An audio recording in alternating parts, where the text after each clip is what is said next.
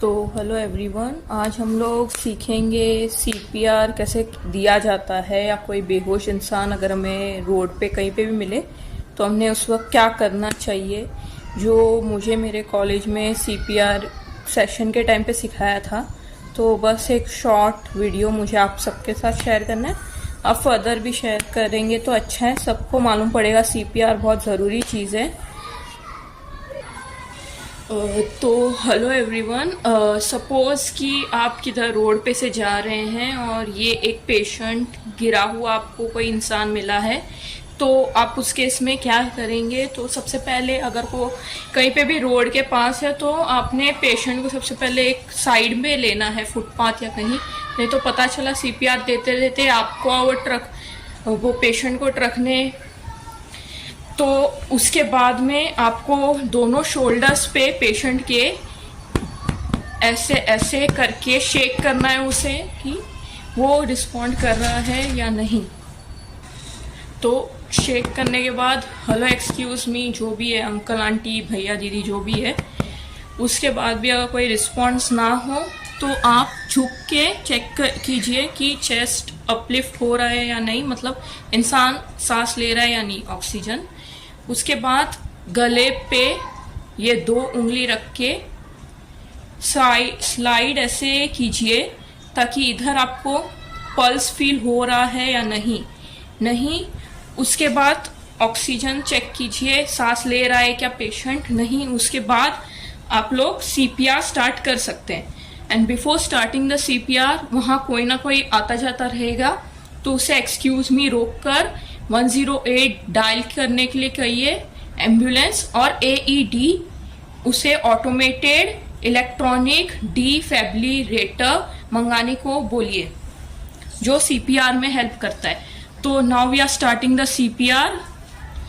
तो कुछ भी ऐसे बैंगल या कोई भी ऑब्जेक्ट ऐसे हाथ में, अंगूठी है तो उसको निकाल दीजिए सीपीआर देते समय।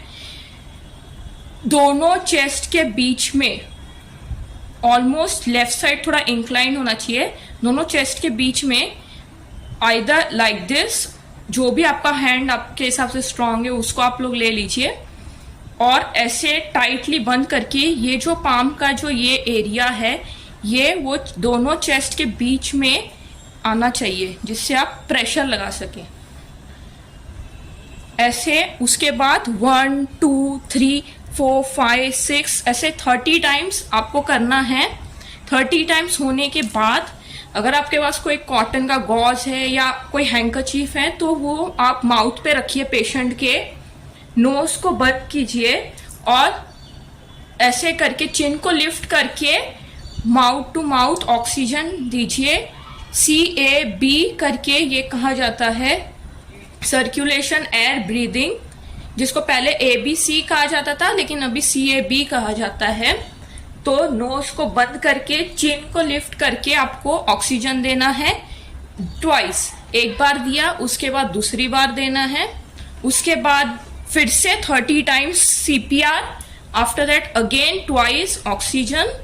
ये प्रोसेस 5 बार कंप्लीट हो गया, 5 साइकिल्स। उसके बाद तब तक अगर एम्बुलेंस आ गई सो वेल एंड गुड, नहीं तो फिर आपने फिर से पेशेंट को देखना चाहिए रिस्पॉन्ड कर रहा है क्या, ऑक्सीजन सांस आ रही है क्या, उसकी पल्स महसूस हो रहा है क्या, नहीं तो फिर से आप लोग सीपीआर कंटिन्यू कीजिए। आफ्टर दिस फिर से सीपीआर कंटिन्यू कीजिए। एम्बुलेंस आ रही है तो पेशेंट को उधर ही छोड़ के भाग नहीं जाना है, जब तक एम्बुलेंस आए सब वो जो भी है नर्स है उन लोग पेशेंट को लें और एम्बुलेंस में डाल के लेके जाएं, तब तक आपने उधर ही रहना है। जो भी आपसे सवाल पूछे वो सवाल का जवाब देना है। ये तो केस हो गया सीपीआर केस में। अभी अगर AED आ गया उधर, या आपके पास AED है और आपको आता है AED यूज करना, ऑटोमेटेड इलेक्ट्रिक डिफिब्रिलेटर, तो आप उसे कैसे यूज करेंगे। तो वो बहुत सिंपल है, एक डिवाइस होता है बॉक्स ऐसे, उसको ओपन करके ऑन करना है और जो जो वो बोल रहा है आपको वो पूरा फॉलो इंस्ट्रक्शन करना है। आफ्टर दैट उसमें 2 पैड्स दिए रहेंगे आपको, वो एक लेफ्ट साइड के चेस्ट के अप प्लेस करना है और एक राइट एब्डोमेन के पास, राइट चेस्ट के नीचे। और इनकेस पेशेंट गिल्ला था या भीगा हुआ था तो पूरा उसको वाइप अच्छे से करना है, नहीं तो पेशेंट या आपको शॉक लग जाएगा। अगर चेस्ट पे बाल है तो आप पैड से ही खींच के निकाल सकते हैं। उसके बाद अच्छे से प्रेस करके प्लेस करने के बाद आपको वो मशीन ऑन कर देनी, मशीन तो ऑन रहेगी, फिर वो शॉक जनरेट होगा। उसके बाद मशीन बोलेगी सीपीआर करो 30 टाइम्स। वो हो जाने के बाद आप लोग को एक ऑक्सीजन का एक ऐसे पंप रहेगा जिससे आपको ट्वाइस पंप करना है। जैसे जैसे वो मशीन बोलेगी आपको वैसे वैसे करते जाना है। ये केस हो गया सीपीआर के लिए। तो ये तो सीपीआर का केस हो गया।